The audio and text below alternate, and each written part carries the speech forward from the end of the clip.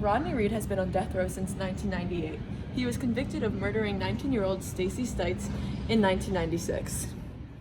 Rodney's DNA was found on Stites, but he said he was having an affair and had consensual sex the day before her death. Hi, I'm Brian Stevenson, host of Inside Injustice.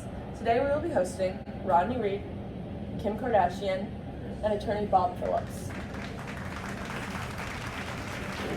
Mr. Phillips, why do you believe Rodney Reed deserves to be executed? Execution is a way to maintain order. It deters potential criminals from committing murder, as it is one of the only things that can act as a barrier between them and committing such a horrible act. Some studies place a number of those protected from death through murder as around 3 per execution. Holding prisoners also costs around $60,000 a year per prisoner, and with 2,673 prisoners on death row, it can cost around $160 million a year. We have to set an example, and Rodney was convicted on conclusive DNA evidence the first time, so I see no reason to let a convicted man walk free after having already been indicted. Mr. Fennell is innocent, and he deserves to be free. I believe that capital punishment is the stepchild of lynching. It is disproportionately used against people of color. It still continues to be shaped primarily by race. Lynching is no longer used as a method to execution in today's day and age. Therefore, the death penalty as a whole should be abolished. Mr. Phillips, I would argue that you can't put a price on someone's life. Rodney Reed, how do you feel after the decision to indefinitely extend your execution date? I personally feel relieved. I've been waiting on death row 22 years for my punishment, and finally, when I needed it most, someone helped. Everyone started to advocate for me, and I finally realized that the facts of my case are false and need to be re-examined. New evidence has recently been released regarding this case. For example, there are possible errors in the timeline, and new suspect Jimmy Fennell has been brought to light. What are your thoughts on this new evidence? I know that I am innocent, but no one else believes me, despite all the facts telling them so. Pharrell confessed multiple times, has a history of rape and death threats, yet he was never charged with the murder of his fiancée. The justice system is not doing its job. They're denying the reality in my case.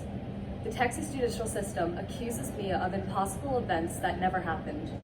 I'm a black man who is accused of raping and murdering a white woman in the South with a white jury. Nothing about this is fair. The court didn't even bother to look through the home of Fennell. They took his untrustworthy word as undeniable fact. Kim, what satisfaction did the suspension of his execution date bring you? You know, the suspension of his execution day really just brought me a ton of satisfaction. I mean, it was just this overwhelming sigh of relief in the room with Rodney, where we knew that an innocent man was being brought to justice, and you know, he was just really happy, and it was just great to see. What was the conversation like between you and Rodney on that day? We really talked a lot about family and, you know, the important things in life. Both his family, my family, just him being able to see his family, his grandkids, his kids, his mother. It was just really important to him, so we focused a lot on that. We talked a little bit about the case. You know, it's really important to Rodney that the scientific evidence be brought forth, because he truly believes that evidence would easily prove him completely innocent. But I mean, at the end of the day, we talked a lot about just kind of our lives and what this all meant to us. It's very nice. Thank you, Rodney, Kim, and Bob Phillips for joining me today. It was a pleasure. The rest of the country and I are all behind your fight against capital punishment and the injustice you have dealt with over these past 7 years.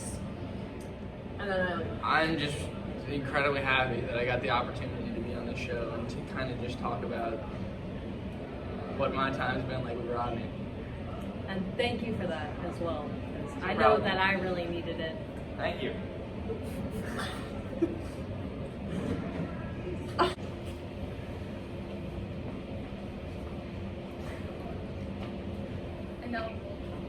tune in next week to see the newest episode on Inside Injustice.